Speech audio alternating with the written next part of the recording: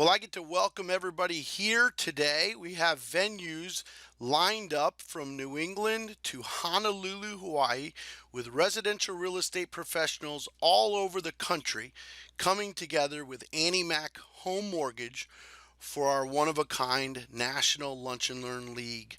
It's a big day for Annie Mac Home Mortgage, especially as it relates to our relationship with you, the real estate community. Our aim has always been to become the number one realtor referred mortgage company in every market that we enter. And we need to extend an olive branch to you as a residential real estate professional so that you'll want to bond with us and become a true partnership. So that when you think of mortgage pre-qualifications and loan applications in the future, you think of Annie Mac Home Mortgage. So it's my pleasure and it's my privilege to welcome you to the National Lunch and Learn League. It's our intention to increase your sales volume. And if we have our way in this relationship, you will participate with Annie Mac Works. You may take advantage of smart lead capture sharing through our My Work suite technology. And hopefully, over the course of the 2017 calendar year, you'll enjoy several lunch and learns with us and featuring some of the most renowned and cutting edge teachers, trainers, and coaches that we can muster up for you. And we're sure you're going to have a great day today because we've got a little bit experience with this. We've partnered already with 2,900 real estate brokerage level partners across the country. And Annie Mac Works and Annie Mac Home Mortgage covets these relationships with our real estate brokerage level partners. Within the context of those relationships, we've got over 32,000 real estate agents nationwide that already take advantage of our smart lead capture technology, our My Work suite, and maybe even join us for a certification, a designation, coming together to learn more and really upgrade the professionalism of the residential real estate communities that we serve. We've written billions of dollars in mortgages across the country, and that means we write government loans, we write USDA loans, we write VA loans, we write every type of loan that's available in the marketplace today. Virtually every product that you can think of, from a first-time home buyer program all the way to a jumbo luxury program. So rest assured that we've got the experience necessary to handle what you need in the residential lending industry. And because of the MyWorks Suite program and because of our eBowl for sale by owner system, because of our expired listing gold mine and some other courses that we've partnered with real estate agents across the country, we can really testify to you that we've helped real estate agents take tens of thousands of listings through the Annie Mac Works program and My Work Suite. And we hope that you'll come to understand programs like Farming Fridays that we host, or our shark feeding associate level accountability program. All of these programs that really define our logo at the bottom of your screen, which is that our success is in fact measured by your success. I'm proud to announce that coming up in January, if you watch the bottom picture on your screen change before your very eyes, we are going to be helping you as residential real estate professionals sell more homes through a product called renovation lending. It's very, very difficult for your consumers, even your sellers, to envision what their property could look like if it were renovated. So imagine you're working with a buyer who is looking for a move-in ready home, but in your marketplace at their price range, there's nothing but handyman specials, foreclosures, and short sales. And the opportunity for you is to demonstrate to them through a very effective lending product called renovation lending how they can visualize that property becoming a move-in ready, retail ready property. So it's all about renovation lending and helping your sales.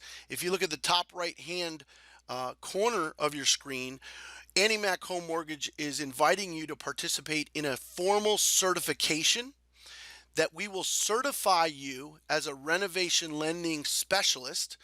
And if you participate with us, you will gain access to this cool software that you're watching on the bottom of your screen. We have a nationwide exclusive on the software for our renovation lending department, and we are able to allocate that software to realtors who have renovation properties either listed or in the environment that you're thinking about putting an offer on one of those properties. I think renovation lending is a game changer.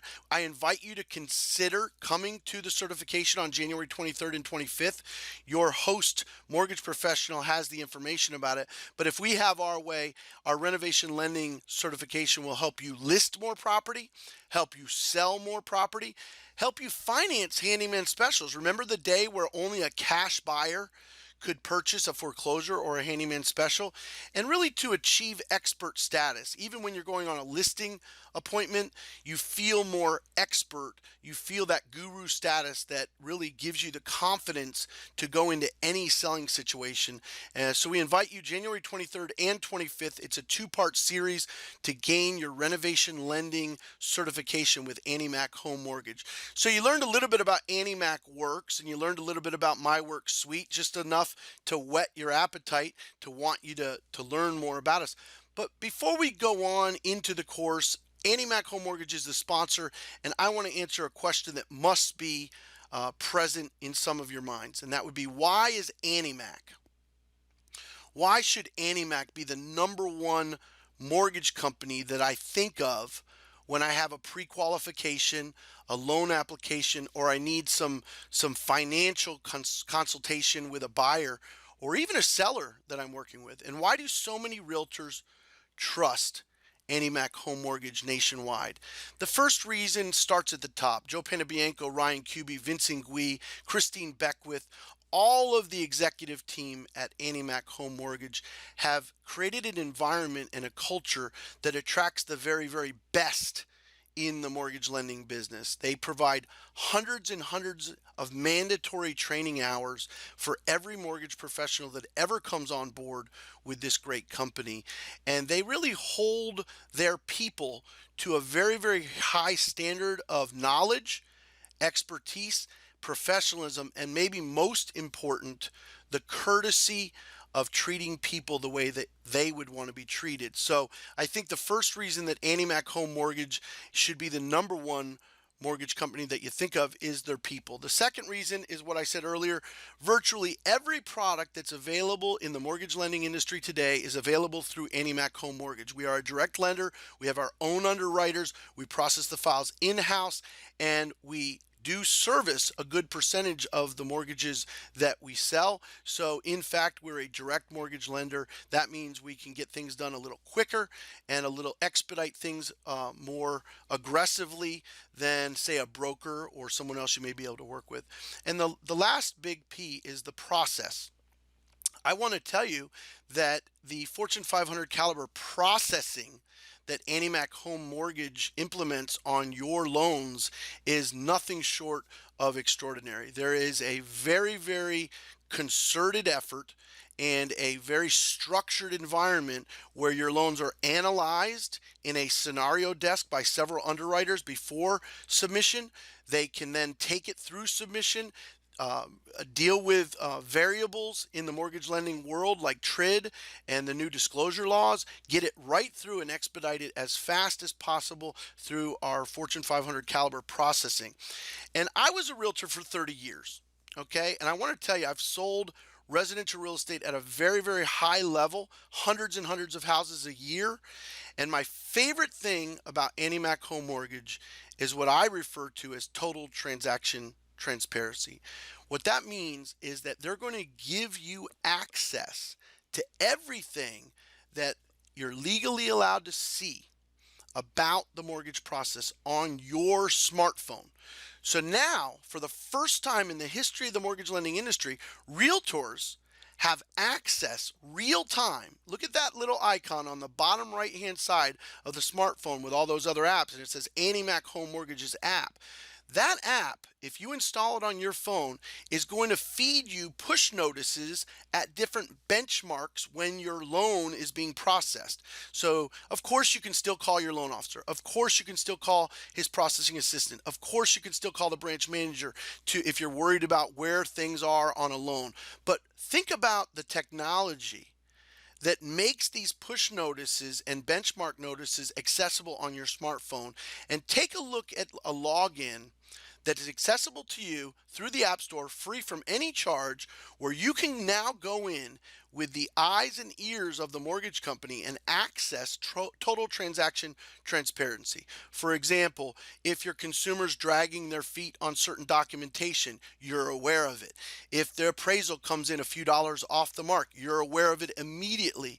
Verifications of employment or submissions to underwriters. Whenever a loan is approved or clear to close, you've got access right there on your smartphone to watch the entire line, the assembly line of activity that's happening on your loan. So that's my story. I'm sticking to it. National Lunch and Learn League is sponsored by Annie Mac Home Mortgage, and we hope that things like our products, our people, our process, and total transaction transparency are the reasons that you're going to trust Annie Mac Home Mortgage with those very important referrals.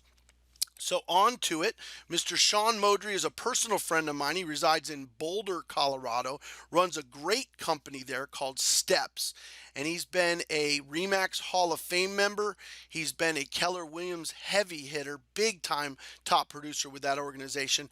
And now he runs a real cutting edge company in Boulder, Colorado. But what excited me about bringing Sean to this audience is to have the approach of a much more higher level conversation. This conversation will be interesting to beginners. It will be interesting to rookies. It'll be interesting to emerging associates. But where I think it's really going to make a difference is for those elite associates in the room, people that are already selling 6 to 10 homes a month, people that are looking to grow from 4 transactions a month to 6, 8, 10. This community that we're creating meant to serve emerging associates and to serve the elite. And I think that when you think about scaling your real estate business towards 100 transactions a year, there's no one better that I could find nationwide to talk to you than the man that you're going to meet just in a moment, named Sean Modry. So without further ado, I'm going to bow out and introduce Mr. Sean Modry.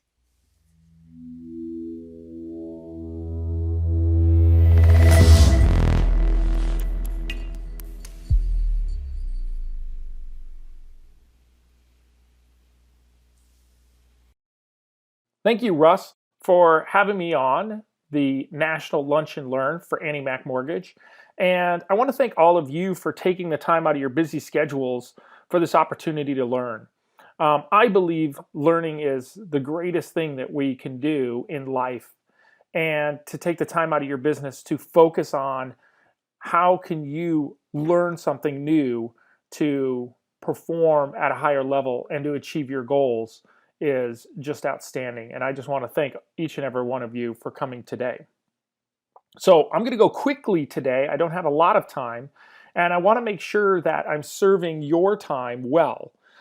So what I want to start off with is explain to you quickly who I am and to give you a little bit of background. The reason I share this is because oftentimes when I'm watching a presentation, I'm often thinking to myself, who is this person? And are they speaking from a place of knowledge from experience, or did they just read this in a few books?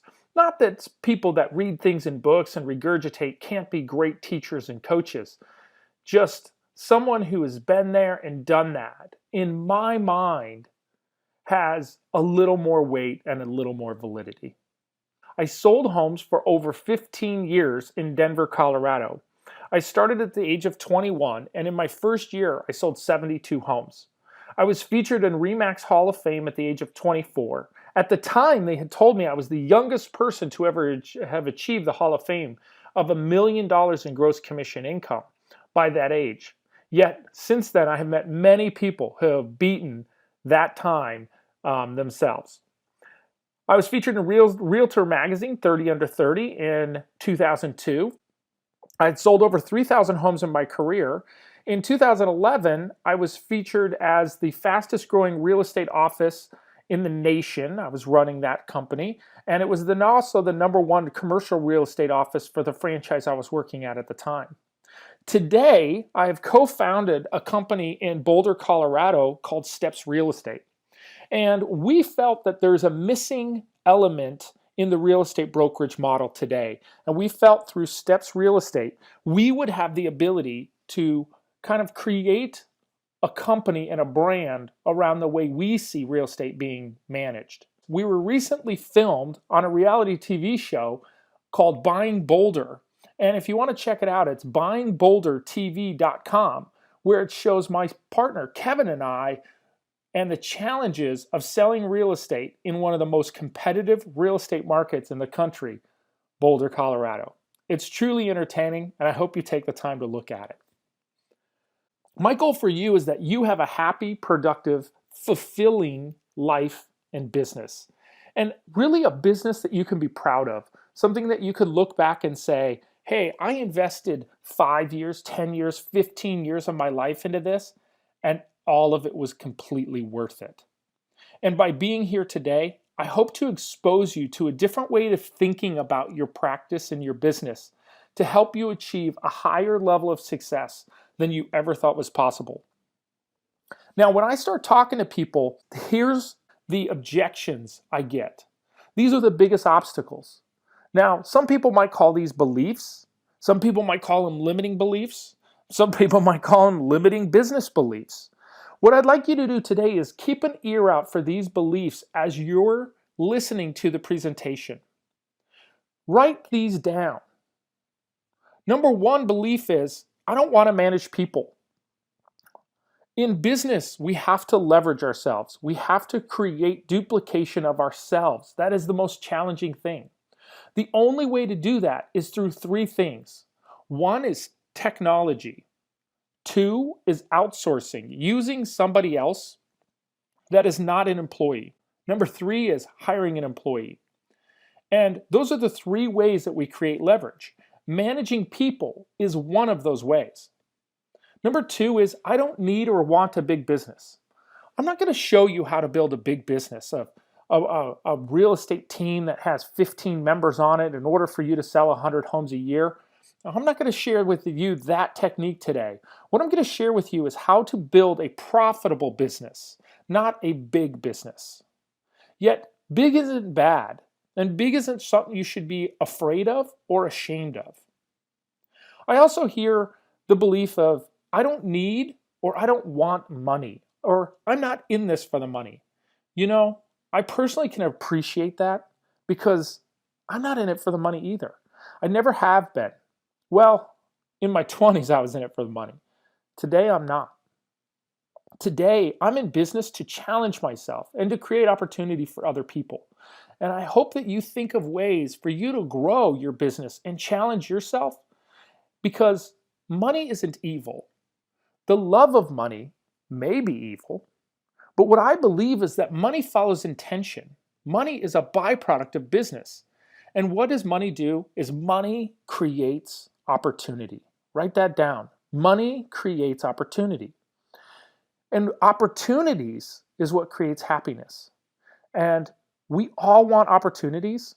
We want opportunities for our friends and our family. And we want opportunities for the people in our community and the people around us. And that's what you can do with money. The biggest objection I hear is, I don't have the time. And frankly, that's exactly the reason that we need to do this. That's exactly the reason you need to follow the techniques I'm going to share with you today. I'm going to show you how to get your time back. And the last one is, I don't have the money. Because people believe that in order to make money, you have to have money. And that's just simply not true. I've opened several businesses in my life and many, many investment properties I've bought over the years. And oftentimes, I don't use any of my own money.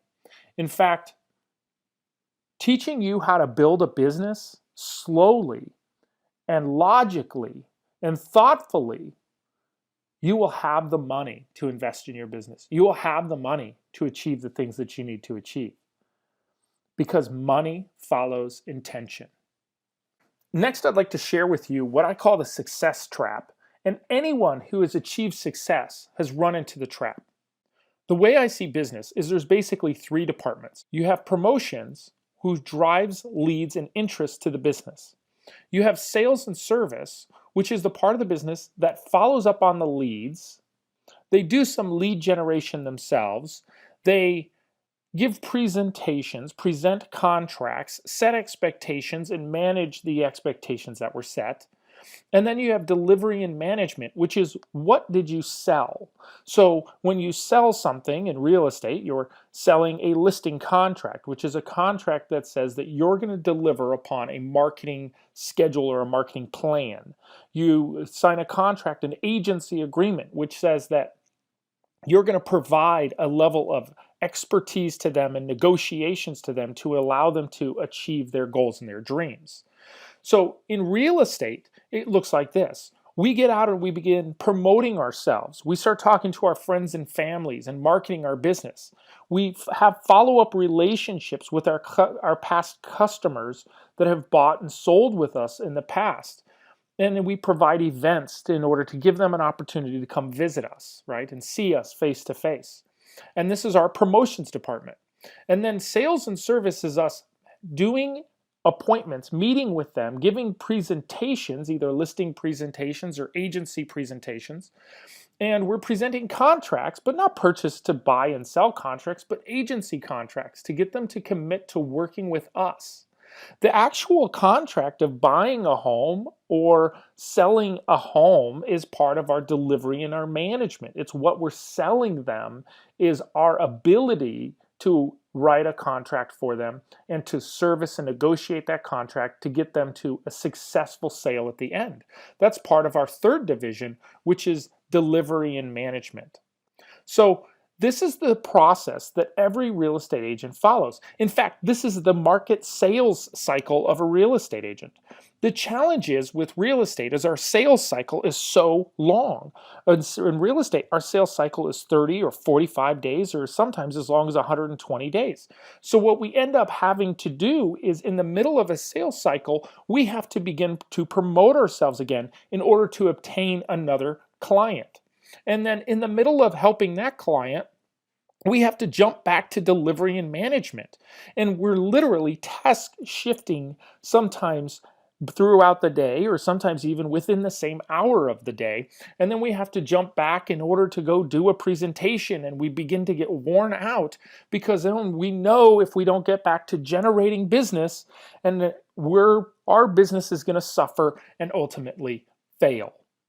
So when you talk to top producers and you say, why did you build a business instead of operating as an independent agent? They often say, I had no choice. In order for me to achieve my goals, I had to do things differently. And that's what I'm going to share with you today, is that understanding and the way that that person makes decisions in order to achieve success over and over and over again. And in fact, what I'm going to share with you today doesn't only work in real estate.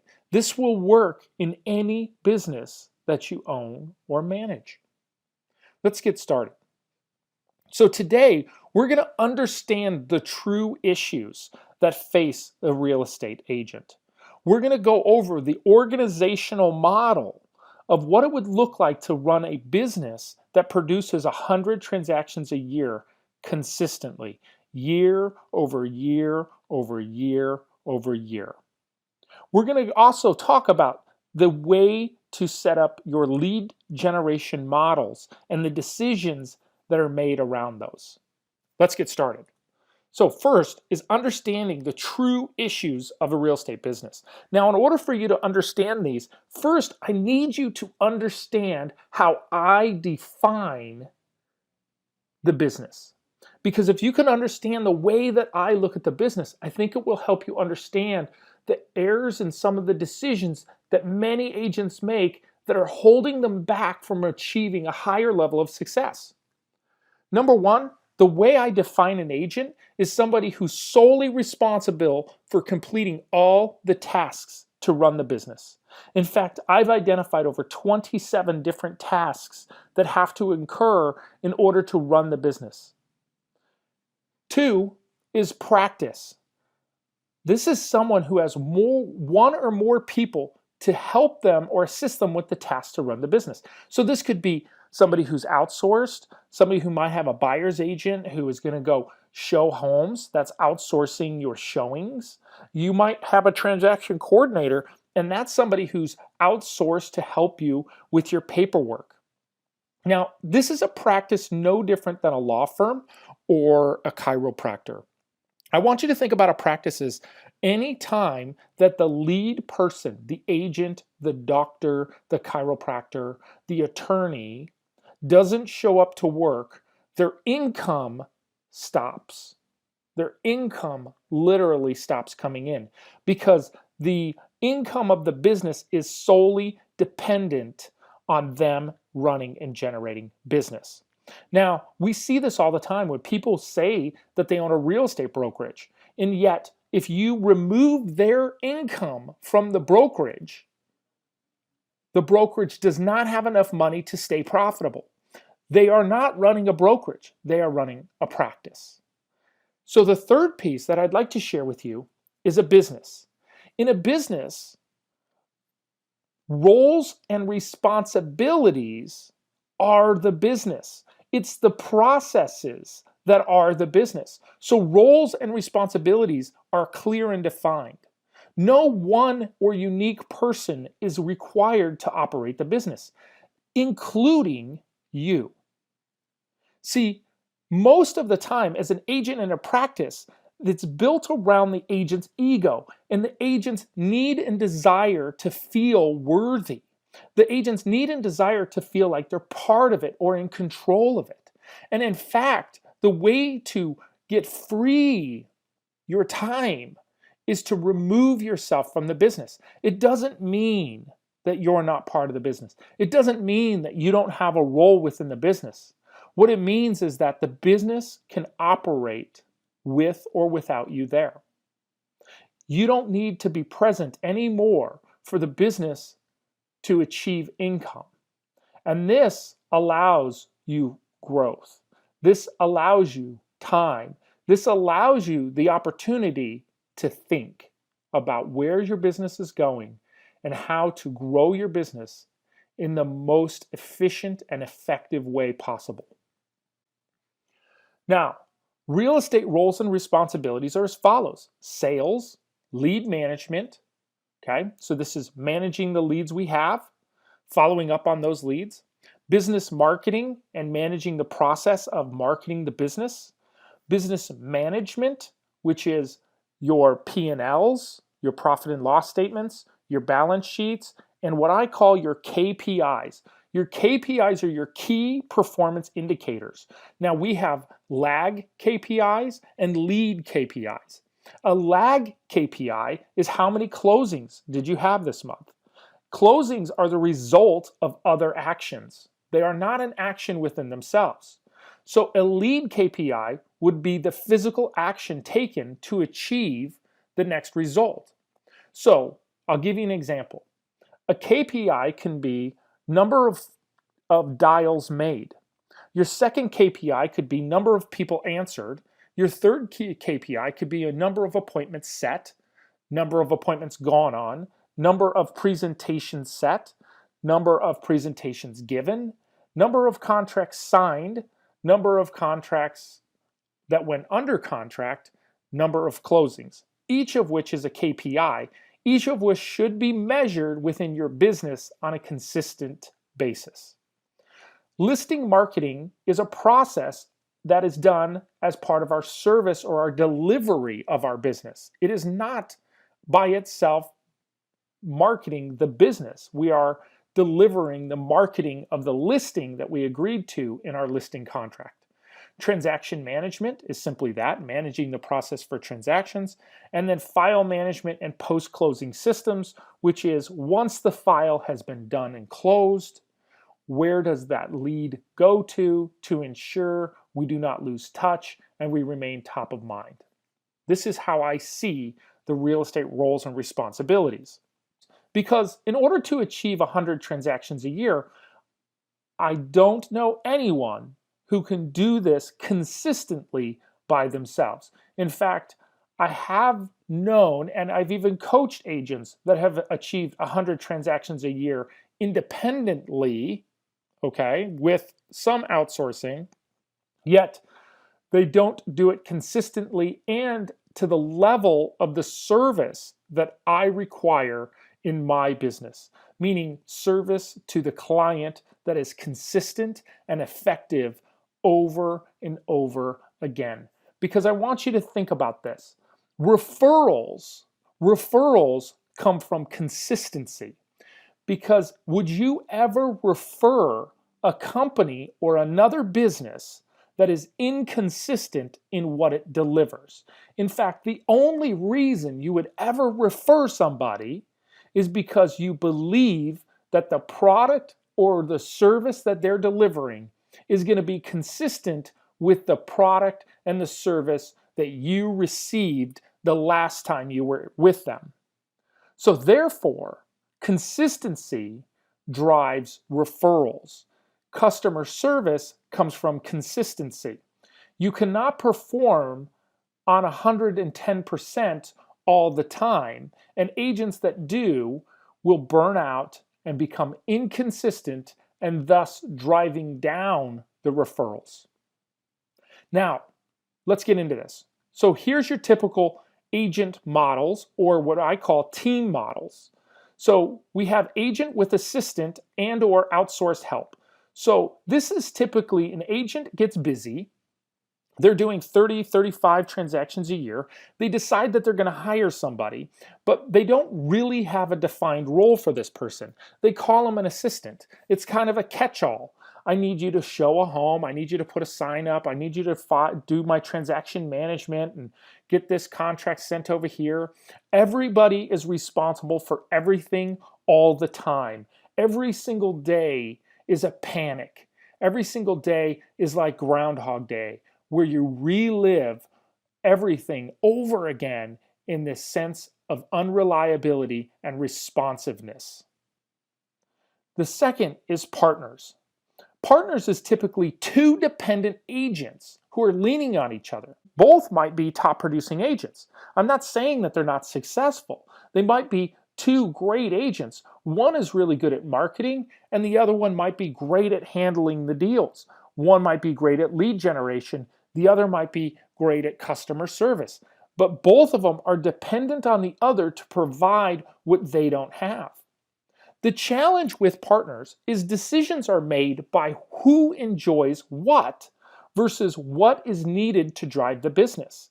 And therefore, when one person fails, like two trees leaning on each other in the woods, when the wind blows or the markets shift and change, because both are dependent on each other, any shift will make them lean and fall.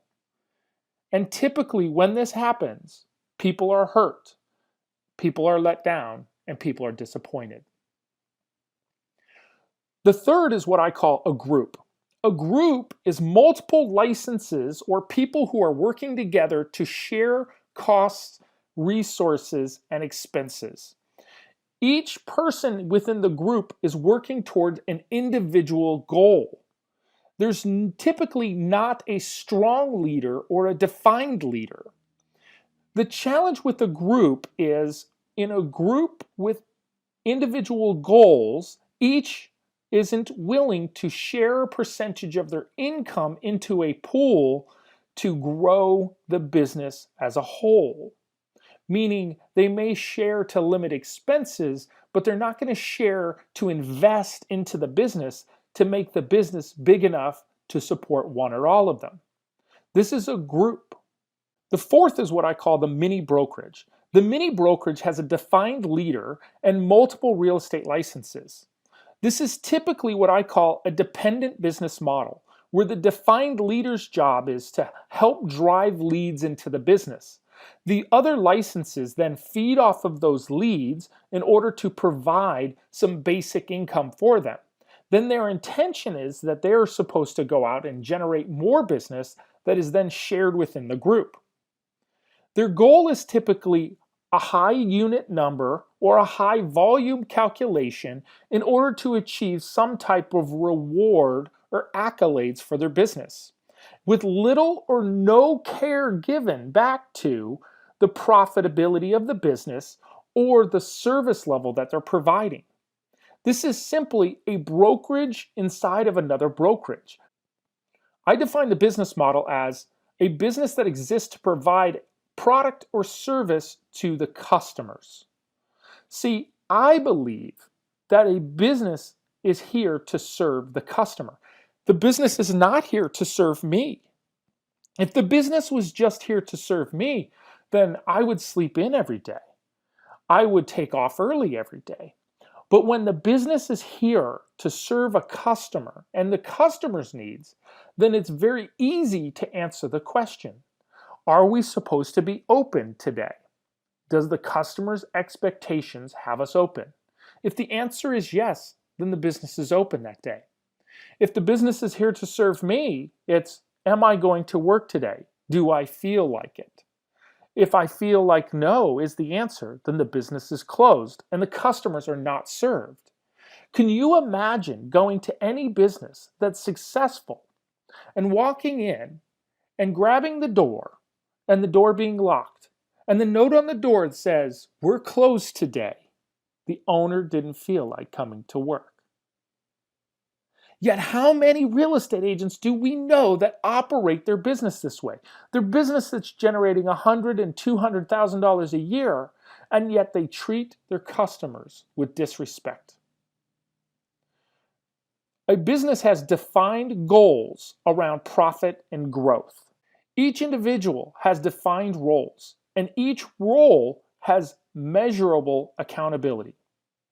Now, profit ensures that the business will continue to be here to support the customers and the individuals within the organization for a longer period of time. Growth ensures that there's opportunities within the organization.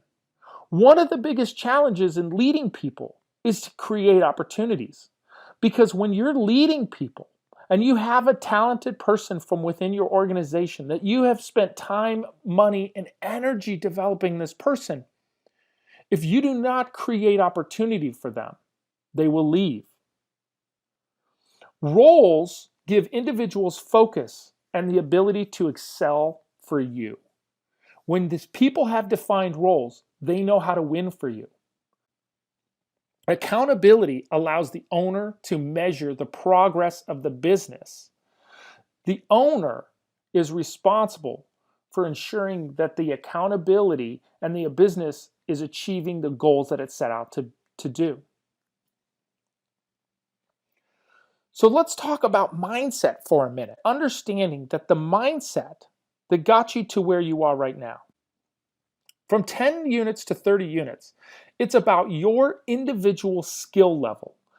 Do you know what you need to do? Do you know how to list and sell properties? Do you know how to negotiate for a client? Do you have the discipline to follow through every time? Do you have the discipline to get out of bed every day and get your butt to work? And do you have the mindset? Do you believe in your heart that you can truly achieve this goal? From 30 units to 75 units, you run out of time. At 30 units a year, the individual agent just simply cannot continue to perform and provide consistent customer service for a long period of time. They have to learn to leverage. And you see, at 30 units, we take a step back. That's because when we hire somebody and we train somebody, it takes our time and our energy to help them grow and to adapt to our business. At 75 units, we are now hiring and leading managers, not employees. I no longer hire employees. I only hire managers. Managers are independently responsible for their own portion of the business. They are responsible.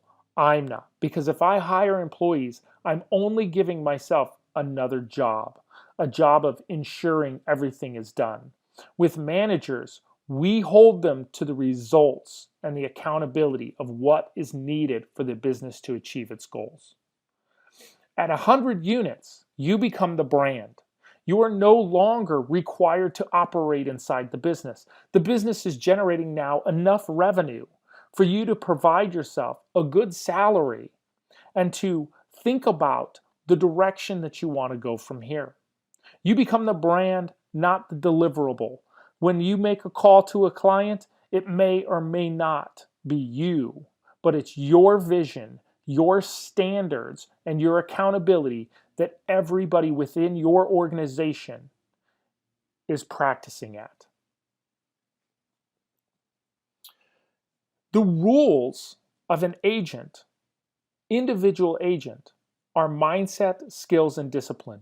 This is the rules of success for this agent. If you focus on your mindset, can I do this? I know I can do this. I believe in myself. If you develop the skills to sell real estate and you have the discipline to do it, you're going to be successful as an individual agent. But if you follow those same rules as a business owner, you will fail. As a business owner, the rules are people. Who else can do this for me? If I am the answer, it's the wrong answer. What process do I choose to follow? A process is a system of doing things, a way of doing something. So when you're doing your listing presentation and you're talking to a customer and you're telling them how you're going to market your home, that's your process. That's your unique deliverable. A system is a use of technology and or machinery that makes your process easier. The multiple listing service is a system. Send out cards is a system. These are ways to make your job more efficient and faster. So the rules of a business owner are what people, what processes, and what systems for me to deliver the expectations that my salespeople set on a more efficient path while maintaining my standards. On the side of the agent, time equals money. On the side of the business owner, leverage equals money. This is the freedom.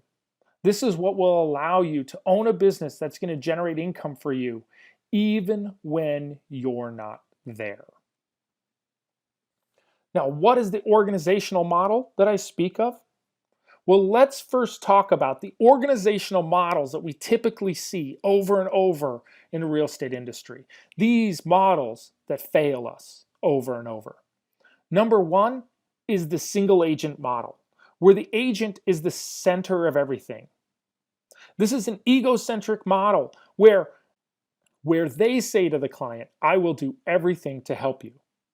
They say, if I had more time, I could do more. I could help more people. See, time is their biggest limitation. And as the single agent model, sure, they'll get up to 30 transactions a year, maybe even 40 transactions a year. But above that, because they're a human and not a machine, they will begin to tire and wear out and miss out on details. They're managing all the parts of the transaction. You notice that mortgage, title, other agents and clients have a feedback loop, a communication going back and forth. Lead generation, follow-up, and marketing is a single path. There's no feedback loop with lead generation, follow-up, and marketing. So when the agent gets busy, what ends up getting dropped is lead generation, follow-up, and marketing. And their business begins to fluctuate because when they have multiple transactions going on, they don't have time to lead generate, lead follow-up, and do their marketing. And because those three things don't complain when they're not being communicated to, they're easily forgotten about, and the business will ultimately fail. The team group model looks like this, where it's the same thing, where the agent, again, their ego, they are the center of everything. And what do? They add a buyer's agent. They add an assistant into their model. They might even add a transaction coordinator, which requires more feedback loops. And they say to themselves, we will do more. We will do everything. More is better. They often say, I need more leads. I need more leads. More leads will solve everything. They say if I had more money, I'd get more leads. Yet this isn't the path. This isn't true. This just leads to more chaos, more people, more stress, and madness. We all see agents that do this. Their lives are crazy. They're panicked. They're running all over time. They're scattered. They're letting people down. They're letting their business down. They're letting their loved ones down. Oftentimes in this model, you'll see agents that are generating massive amount of units, but there's so many people on their team that many of them are starving. And I personally believe it's irresponsible of us as business owners to allow people within our organization to suffer. Now, a business model separates these two. The business model is my business is here to help you, not me. I'm not here to do everything for you. I'm here to ensure that my business, my processes, my systems, and my people are here to serve you and help you. And the number one question that a business owner asks themselves is, how am I getting in the way? See, I look at business very differently. I look at business like business is this child. And this child I want to grow up no different than my children. And I want this child to have all the opportunities afforded to it. And oftentimes, I get in the way of this child because the child is growing up too fast and it scares me. Or I don't want to invest money into the child because I want to invest money into, things I enjoy, like a vacation or a new car. But yet the child is demanding it's time to grow. I need to get bigger. I need to learn more. I need to challenge myself. So as a business owner, I have to ask myself, am I supporting my business as I would my child? Or am I getting in its way and holding it down? We wouldn't do that to our children. Why would we do that to our business? Now I'm going to review next is the organizational model for a business. Now to help you with this, I created this graph to help kind of describe the way I see it in my mind. See, in my mind, I see sales and operations as two separate divisions. And the dark line in the middle is to represent that these two things cannot cross over. We're not going to ask our sales to do operations, and we're not going to ask our operations to do sales. At the top is the owner. The owner is the only person who can see over what I call the wall. The dark line in the middle divides sales and operations. I think of this like a football game. See, in football, you have the owner who's up in the skybox. They don't go down on the field during the game. During the game is during the week when sales and operations are occurring and beginning to direct offense and defense. See, the owner stays in the skybox. And at the end of the game, they bring together offense and defense, review the play for the previous week, and then make changes from a thoughtful position and with a place of understanding instead of during panic and chaos during the week. Only the owner can go over the lines and make changes and decisions. Sales cannot direct operations, and operations cannot direct sales. Now, like I said earlier, I see sales and operations like two divisions on the same team, like an offense and defense. And at times, it's almost like two pistons in the engine of a car. If sales rises up and gets too strong and operations fails, then customer service falls short. Consistency begins to wane. And we start to fail our customers, and then we don't get referrals. If operations gets too big and revenue doesn't keep up from sales, then we begin to lose money, and over time, the business fails due to bankruptcy. So as sales rises, operations has to rise too. And as operations rise, sales has to keep up. And so there are two pistons in the engine who are struggling to keep ahead of the other.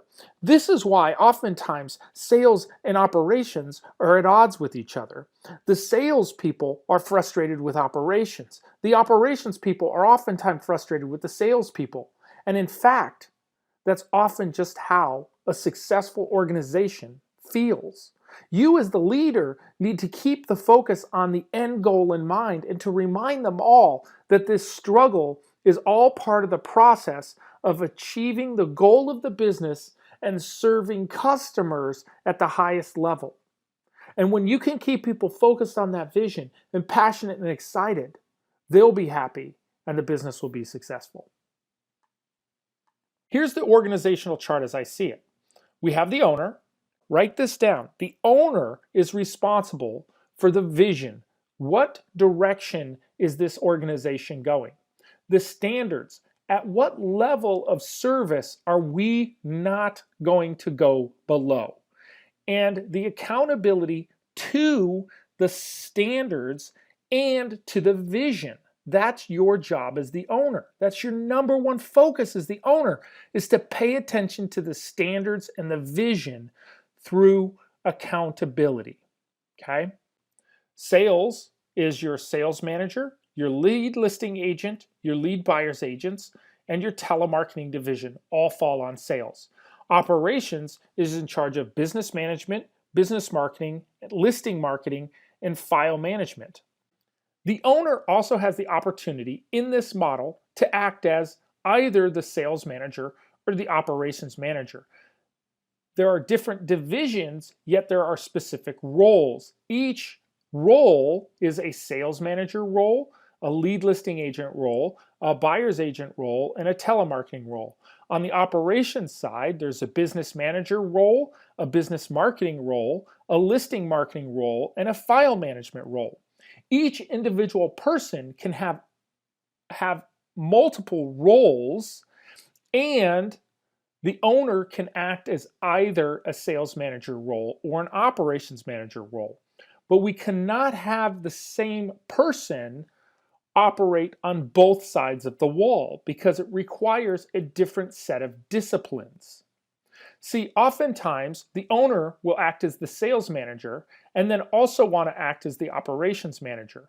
But then they'll ask their operations manager or their operations person who's doing their business marketing to also go show a buyer. And then them as the lead listing agent will also want to go run the business and do the recordings and accountability, and then also do the listing marketing themselves. The challenge is with this is if the sales manager and lead listing agent have an appointment that is required for them to go on and they're limited on time, they're going to make the choice of preparing and going on the appointment as opposed to getting their business marketing and listing marketing done in an efficient manner. And this is appropriate choice in that situation, although they never should have been in that role in the first place. So we must prevent them from dividing the line, from crossing the wall. Owners work as the sales manager and the listing agent. Now they can also show buyers, or they can find somebody else to be the buyer's agent. And then somebody working in the operations manager is in charge of business marketing, business management. Because everything on the operations side is predictable. Everything on the operations side is something that costs money and doesn't generate revenue. Now, I understand many of you believe that marketing generates revenue. Marketing doesn't generate revenue. Marketing generates leads. Okay? Sales generates revenue from the leads that marketing creates. Without consistency in marketing, we don't have consistency in our business, and our leads will fluctuate and our business will also fluctuate. Next is understanding the lead generation model. Now, I believe that a balanced real estate business generates a percentage of the business off of referrals. About 20 to 30% is a good number. 30% off of past clients, 30% off of new business coming in, and 20% off of your professional referral networks. Now, if your business is new and you've been in business less than 2 years, new business might be 60% of your business. If you've been in business for 15, 20 years, then past clients are probably 50 or or 60% of your business. But a business that is consistently growing over time, that's been in business between 5 and 10 years, you'll typically see a pattern arrive something similar to a 30-30-30 or a 30-30-20-20 ratio.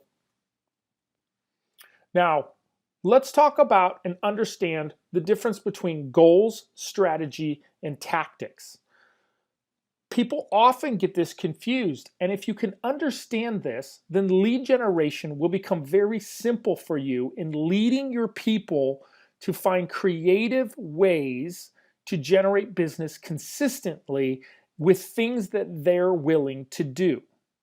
So we want to start, number one, with a goal in mind. What is it that you're focused on? So goal is the vision. What are we going on? A singular focus within the standards of service that we spelled out that we're not willing to fall below. Because the reason I keep pushing on this is to do a lot of business, you have to be efficient.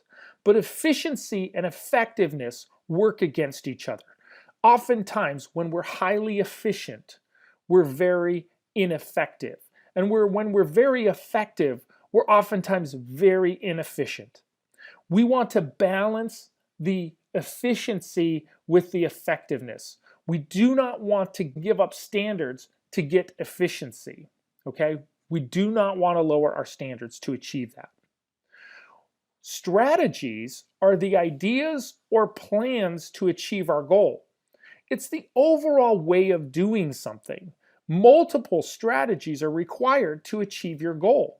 It might take 3 or 4 or 5 different strategies to achieve a singular goal. Yet the goal is singular, the strategies are multiple. The tactic is the action and or process you use to achieve your strategy. It will take multiple tactics to achieve each strategy. This is a way to problem solve. If you learn this, you will never struggle with lead generation again. KPIs are key performance indicator. It's the measurables that we talked about earlier. These are all key performance indicators to ensure that we're on track to achieve our goal. Every tactic has a KPI. Every tactic has a measurable to ensure it's getting done. Here's an example. Our goal to sell 100 units in 2017. One of the strategies might be to begin a business-to-business marketing campaign. Number 2 strategy is to increase your referrals from your sphere of influence. Your number 3 strategy is to increase your telemarketing in order to increase more leads, in order to have more appointments, to get more closings, to achieve your units in 2017. Now we're going to take one of those strategies, just one strategy, begin a B2B marketing campaign as your strategy, a business-to-business marketing campaign.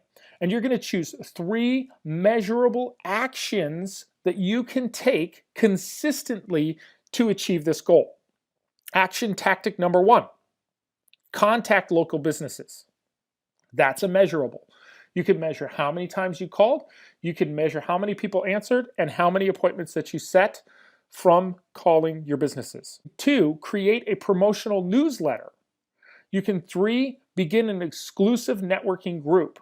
Each of these are tactics to achieve the strategy of begin a B2B marketing campaign. Now, KPIs section, begin a B2B marketing campaign. Tactic, contact local businesses. KPIs, meet 2 new business owners each week is our minimum standard requirement to achieve our strategy. Number 2, add 2 new business owners to your database each week. Measurable KPIs, actionable items that anybody at any level of business can achieve. It doesn't take a unique or special person to meet 2 new business owners each week. It doesn't take a unique or special person to add 2 new business owners to a database each week. The number one thing I observe with top producing agents, the number one area or blind spot that they're missing out on their business. 8 times out of 10 is the failure to generate more referrals. I ask you this to choose a simple technique or plan to keep in touch with your past clients and your businesses and your SOI. This does not need to be difficult. It is just simply sending them some communication on a consistent basis. Remember, consistency communicates customer service. Consistency drives referrals. If you can show them that you're consistent with your marketing, I promise you they're going to send you business. Print marketing plan, email marketing plan, social media marketing plan, internet marketing plan. Have a plan for each of these. Have a tactic for each of these and KPIs that go along with them. For print mail, it is a mailer every single month to your database. Yes, a print mailer every single month to your database, showing them that you are in the real estate business and that you are successfully and actively participating in selling homes. Email marketing plan, that you are consistently sending them valuable pieces of information that shows them that you're not only in the business, but you are an expert in understanding the questions that they have about real estate. Social media, back to the print mail technique of show them that you're in the business, show them that you have a human side to you and that you're out there working the business and that you're successful. An internet marketing plan is your geographic or demographic marketing plan to drive those leads to you that fit your buyer or seller demographic. Have marketing plans for these.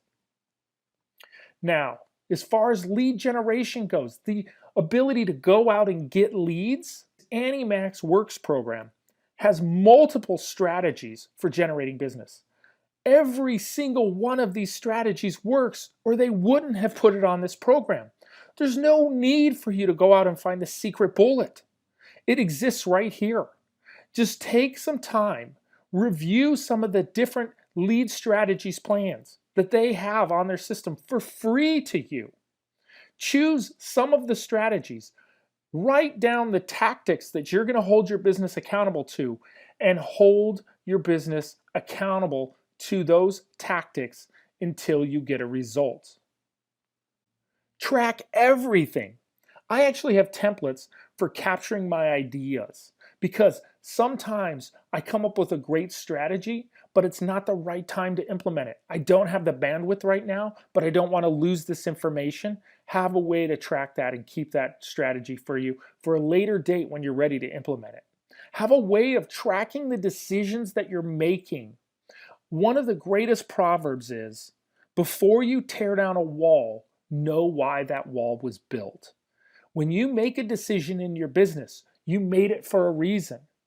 You need to write down and keep a way of tracking the reason that you made the decision the way you made it. In our business, we use our operations manual. We have a simple manual that we just keep track of all the decisions that we made and the processes that we use to follow them. The reason is later when we look back and we reflect on some of the decisions, instead of beating ourselves up and saying we made a bad decision or we somehow made a poor decision or that we're not smart enough or not good enough, we look back and say, that's the reason we made that decision. I remember. And you know what? That was the right decision for that time, but that's not the right decision that's going to get us to where we want to go. Keep track of your key performance indicators, your KPIs, all of them. Keep them weekly at best. Okay? Keep them and review them often because this is the indicators that's going to tell you you're on track with your business or if you're completely off track. These are like the dials and gauges in an airplane. They're going to tell you if you're on track to keep at altitude or if you're heading into the mountain that's right ahead of your face. And then a process for keeping track of your projects. We use what's called a roadmap. A roadmap is developed in order to keep in mind all the projects that have to be completed. I shared with you earlier that there's about 27 different things that have to be accomplished in a real estate business in order to keep it from fluctuating. What I've done is I've shared with Russ the agent self-analysis worksheet to help you identify where's the holes in your business. Now understand, it's going to take you a year to get these systems in place. These are not easy systems and projects to work on. Yet once you get them built, your business will be able to achieve 100 units a year consistently. Now I know you ask yourself, is this really possible? Is it really for me? Here's 3 examples of some clients that I've worked with in the past. Brian Parsons, he's in Pasadena, California. I remember one time I get on the phone with him and he says to me, I just returned from Hawaii and I just took 3 listings when I was gone. And in fact, 2 of them were under contract by the time he got back. Marcy is a mortgage loan officer. And when I started working with her, she was closing about 4 transactions a month. She was doing over 20 transactions a month, and we achieved that within 1 year. Monica is probably my most proud client. She has 11 pending and 11 more on the market in 1 month. She is on track to do $25 million this year.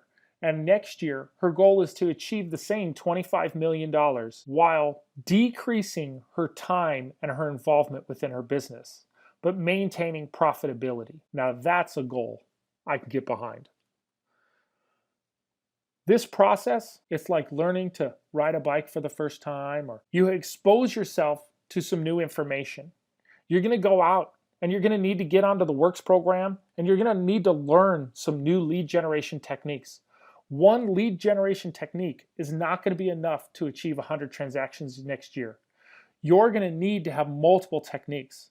You're going to need to attempt each of them in a strategic manner, one at a time, and then you're going to fail. You're going to fail, and from failure, you're going to learn. From learning, you're going to attempt again until you then achieve your success. I know you can do this. In fact, anybody can. Anybody with the heart and the desire to achieve it can do it. It's not an easy process. It's an uphill battle, but I believe in you. And I know Annie Mac believes in you too, or they wouldn't have asked you here today. I want to once again thank everybody at Annie Mac Mortgage for bringing you together today for this program. I want to once again thank you for participating in this and listening to at times some of my rants. And if you want more information, my contact information is listed below. If you want to check out the reality show, it's buyingboldertv.com. And once again, I thank you. Appreciate you, Annie Mac Mortgage, and all that you're doing for these agents, and all for free. You guys are wonderful people. It's back to you, Russ. Take it away.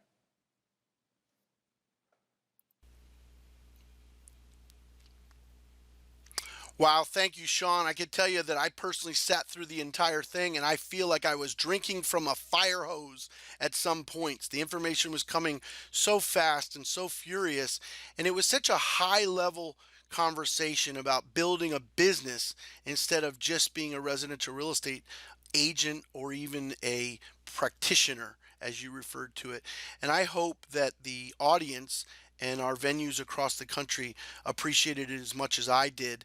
The perspective of building a business rather than just being an agent or a practitioner, and that resonated with me after 30 years in the residential real estate business. And we sure can't thank you enough for spending that time with our audience. Again, free from any charge, sponsored entirely by Annie Mac Home Mortgage. We want to become the #1 realtor referred mortgage company in the country. We want to be your #1 referred mortgage company, and that means that you would think of us first for pre-qualification and loan applications. To that end, we invite you to visit with us next month on the first Wednesday of every month in 2017. We're going to invite you back to Lunch and Learn environments. The next one we're hosting is on Wednesday, February 1st, 2017. The founder and principal owner of a company called Club Wealth, world-class residential real estate coaching and world-class results. I've met Michael Personally, I've spent a weekend with Michael where I watched him teach, train, and coach hundreds and hundreds of agents. And I'm going to tell you, Sean really hit it out of the park with looking at your residential real estate career from a entrepreneurial business minded perspective. What Michael's going to cover next month is how to use social media to create leads, how to use Facebook pay-per-click advertising to induce listings in your local market. And then he's going to show you his very, very proven and very, very well-oiled listing presentation. I couldn't think of anybody more appropriate to introduce you to next month on February 1st than Michael Hellickson from Club Wealth. He's not going to be selling you anything because we're picking up the tab on this one. He's going to come in and teach you, train you, coach you how to take listings from social media and then how to present the listing opportunity to your clients. Thank you so much for paying attention to the Lunch and Learn. We wish you well, and we also hope that you'll join us next month. Thank your host, the mortgage professional that put this together. Spend some time with that mortgage professional today. Maybe look into Annie Mac Works, take a look into the MyWorks Suite Smart Lead Capture technology, and certainly join us every month during 2017 for the National Lunch and Learn League. Next month, Michael Hellickson at Club Wealth. We're looking forward to spending some time with you.